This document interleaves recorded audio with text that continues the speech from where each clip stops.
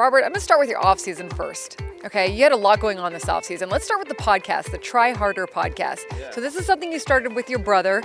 Where did that name come from, first of all, and what are you guys talking about?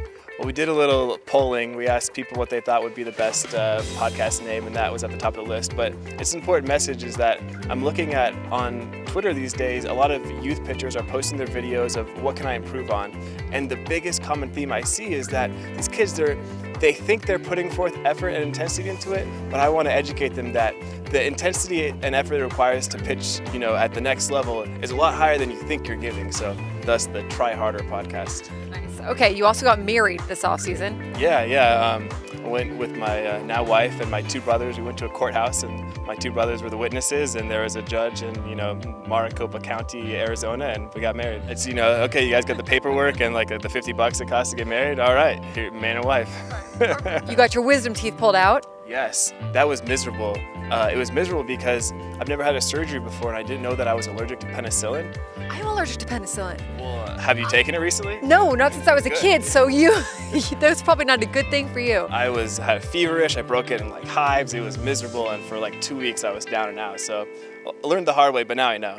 All right, you also got some cats. Are you more of a cat person than a dog person? Yes, that's not to say that I don't like dogs. I do. I like big dogs. I don't like small dogs because I prefer a cat. These guys are your babies. Like, you guys push them in the strollers. You guys have them going, you know? I feel bad because we live in an area that's highly populated by coyotes. Okay. So I can't even protecting them. I can't let them out in the daytime, but they never experienced the world. So, I want the best for my cats. This is good stuff. All right, you had such a standout season last year. You come into the big leagues, you're throwing 100 miles an hour, you're strikeout after strikeout. Nothing seemed too big for you.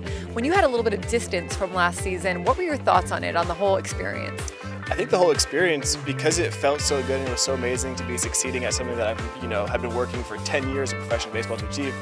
Now the experience is like, now you got to do it again, and for a team's perspective, though, I want to do it again on a team that's winning most of the games, because that, if you have a good game yourself, but your team loses, you don't feel nearly as good as if everyone comes together, you get that W, there's, however many thousands of fans in the stadium enjoyed their time, so that's more important to me. What is the next step for you? I mean, here you are, you're throwing 100 miles an hour, what is the next thing that you want to accomplish? What more can you do out there?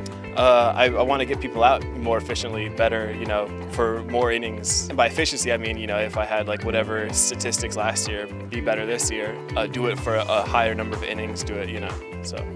You're one of the rare guys that the longer you stay out there, you continue to throw well, which I think would be difficult as hard as you throw. What do you think is behind that?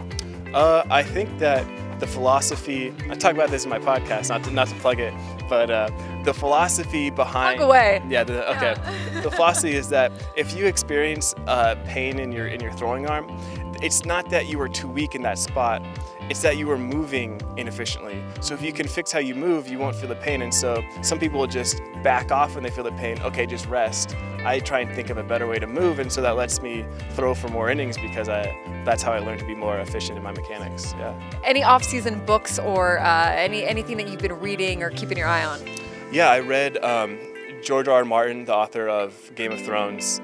He came out with a prequel. He still is working on book 6, but in the meanwhile, he gave us a prequel, so I've read that, and that's quite enjoyable. Okay, so you'd recommend? Highly recommend, but first you got to read the other ones. Any thought to starting like the stock book club? I mean, you do read a lot of books. I mean, any kind of like, people could read along with you, you could have discussions, it could be part of a podcast.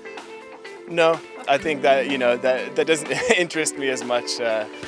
Let's move on. All right, how about this? You have become also very well known for your Twitter account. And how much do you enjoy that interaction during the season and with fans and just kind of having that back and forth? Oh, I absolutely love it. Hearing from fans, a lot of times they crack me up.